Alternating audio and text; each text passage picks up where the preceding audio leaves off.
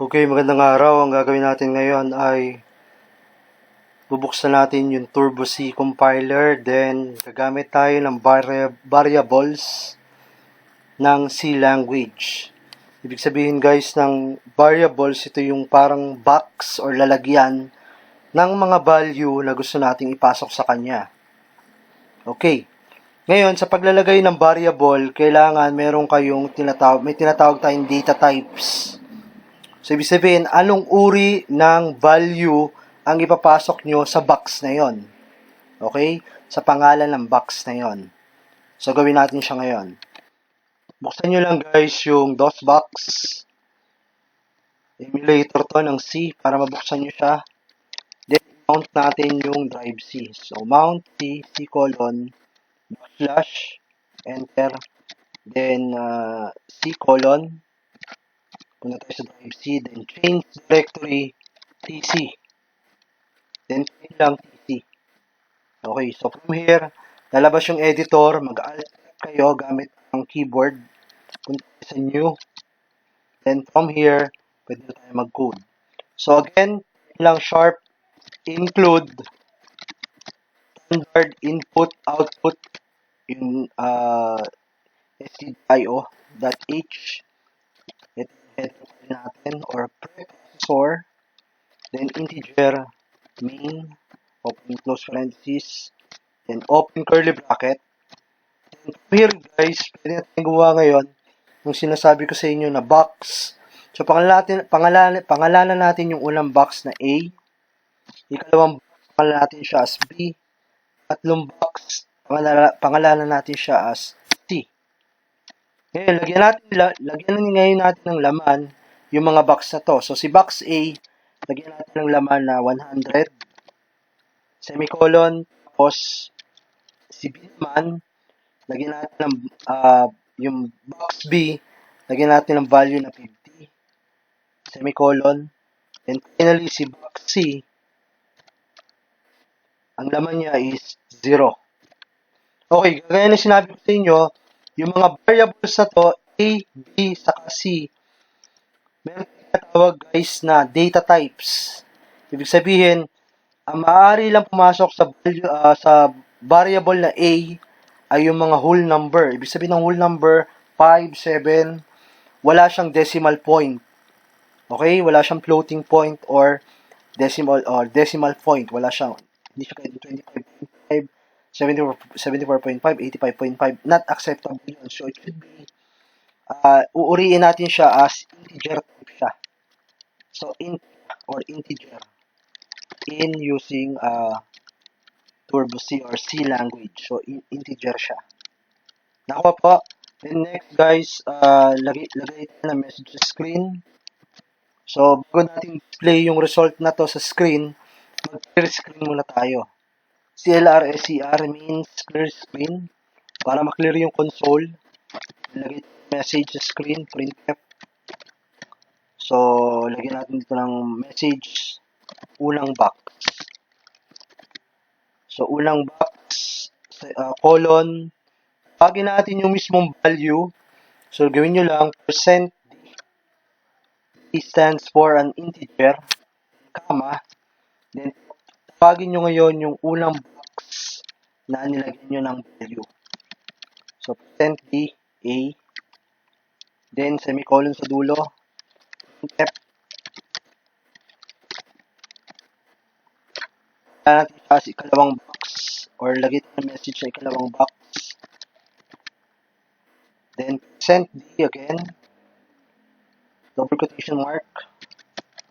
Nakalimutan ako dito. It should be double quotation mark. And guys, sa dulo, comma. Then, tawagin nyo yung pangalan ng ikalawang box which is letter B. Okay? Then, click nyo po ngayon, B. Then, sa dulo, close parenthesis, semicolon. Then, check natin ngayon kung tama siya. Gamit ng get character. Get character or maghihintay ngayon si C language ng input from the user para makabalik sa editor. So, semicolon lang tayo. Then, finally, close parenthesis. Nga pala yung get means get character. lang tayo, run. Ayun. So, makikita nyo ngayon yung output. Again, Alt-R. Alt-R. Ayun siya.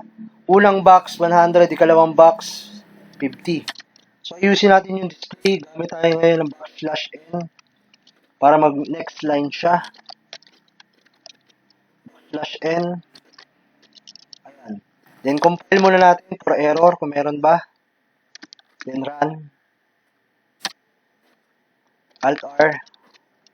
Ayun. So, guys, makikita nyo ngayon, unang box, 100. Ikalawang box, 50. So, ito na yung 100. Ito na yung 50. Nakuha po. So, lagyan natin ng colon to. Para display lang naman to, no? So, unang box, yan. %D. Then, yan siya. Okay, so, Alt-R run. So, 100 saka yung 50. Ngayon, paano natin gagamitin ngayon si box number or si box na ang pangalan ay C. So, gawin natin. Kunin natin yung total. C is equal to what? A plus B. Semicolon. Ngayon, guys, yung value na 100 na laman ng A saka yung 50, ipapasa niya ngayon kay variable na C.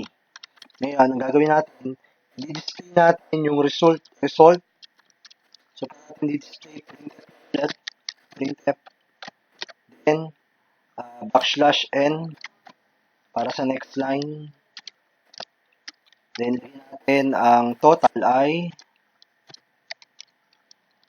ang sagot ay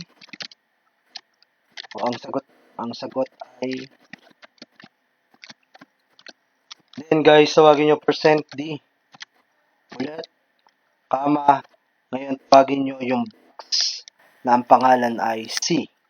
Then semicolon, again, nakalimutan ako, it should be double quotation mark here sa dulo. Then, semicolon.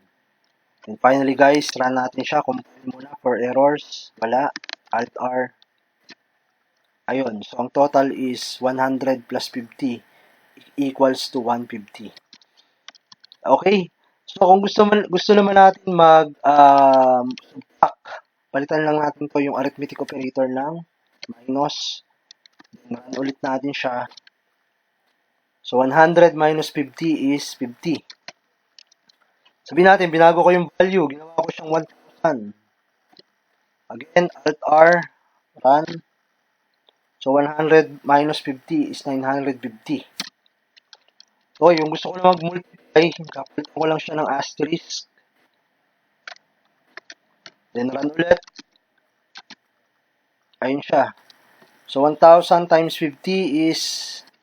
Teka, ba't parang nag-error siya dito? Delete natin. Ito, ano ko lang to.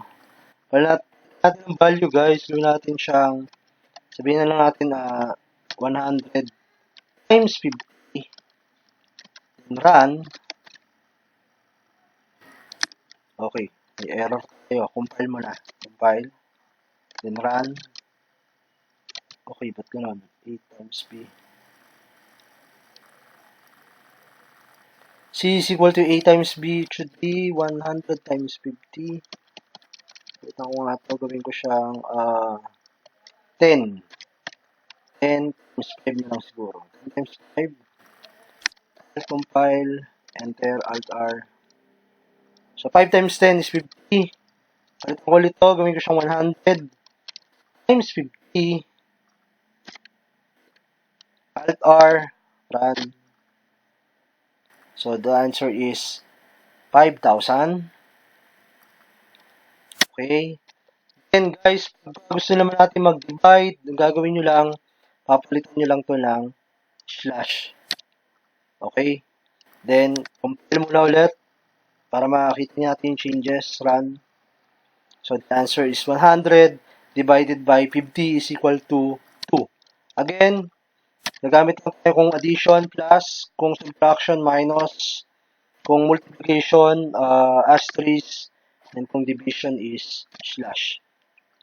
Okay, so yan po yung variable A, variable B, variable C, na ang data types is integer.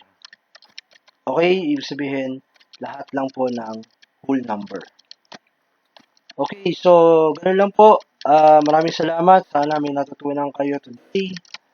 That's how to use variables in C. So how to save F2 lang kayo. Let's name it as bar lang or variable.c. So enter lang tayo. Matik makikita nyo yan bar.c dito. So run ko ulit. Alt R, enter. Ayun, 100 divided by 50 is 2. Okay, thank you and have a nice day.